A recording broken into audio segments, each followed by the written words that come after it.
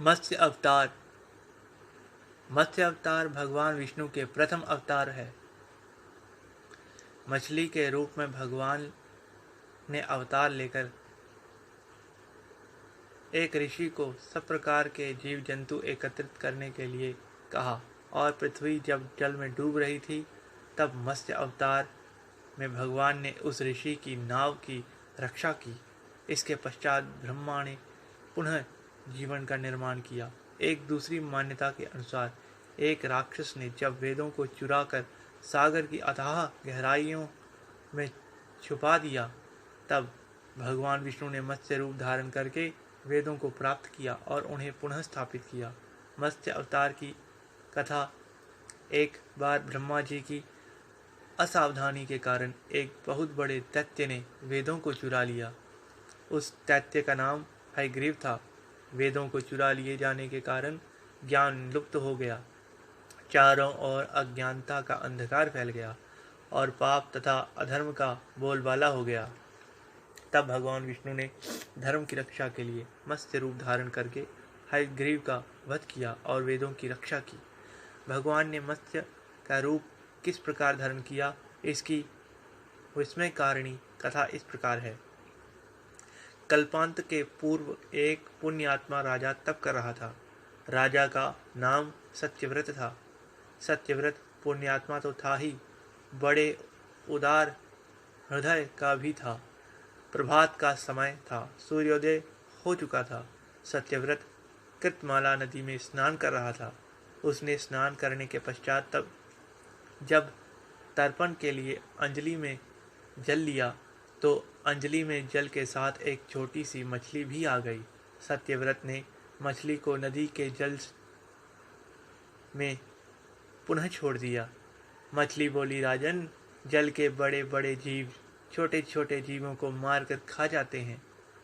अवश्य कोई बड़ा जीव मुझे भी मारकर खा जाएगा। कृपा करके मेरे प्राणों की रक्षा कीजिए। सत्यव्रत के हृदय में दया उत्पन्न हो गई। उसने मछली को जल से भरे हुए अपने कमंडलू में डाल दिया। तभी एक आश्चर्यजनक घटना घटी। एक रात में मछली का शरीर इतना बढ़ गया कि कमंडलू उसके रहने के लिए छोटा पड़ने लगा। दूसरे दिन मछली सत्यव्रत से बोली, राजन, मेरे रहने के लिए कोई दूसरा स्थान ढूंढिए, क्योंकि मेरा शरीर बढ़ गया है। मुझे घूमने फिरने में बड़ा कष्ट होता है। सत्यव्रत ने मछली को कमंडलू से निकालकर पानी से भरे हुए मटके में रख दिया। यहाँ भी मछली का शरीर रात भर में ही मटके में इतना बढ़ गया कि मटका भी उसके रहने के लिए छोटा पड़ गया। दूसरे दिन मछली पुनः सत्यव्रत से बोली, राजन, मेरे रहने के लिए कहीं और प्रबंध कीजिए, क्योंकि मटका भी मेरे रहने के लिए छोटा पड़ रहा है। तब सत्यव्रत ने मछली को निकालकर एक सरोवर में डाल दिया, किंतु सरोवर भी मछली के लिए छोटा पड़ गया। इसके बाद सत्यव्रत ने मछली को नदी में और फिर उसके बाद समुद्र में डाल दिया। आश्चर्य, समुद्र में भी मछली का शरीर इतना अधिक बढ़ गया कि मछली के रहने के लिए वह छोटा पड़ गया। अतः मछली पुनः सत्यव्रत से बोली, राजन, यह समुद्र भी मेरे रहने के लिए उपयुक्त नहीं है। मेरे रहने की व्यवस्था कहीं और कीजिए। अब सत्यव्रत विस्मित हो उठा। उसने आज तक ऐसी मछली कभी नहीं देखी थी।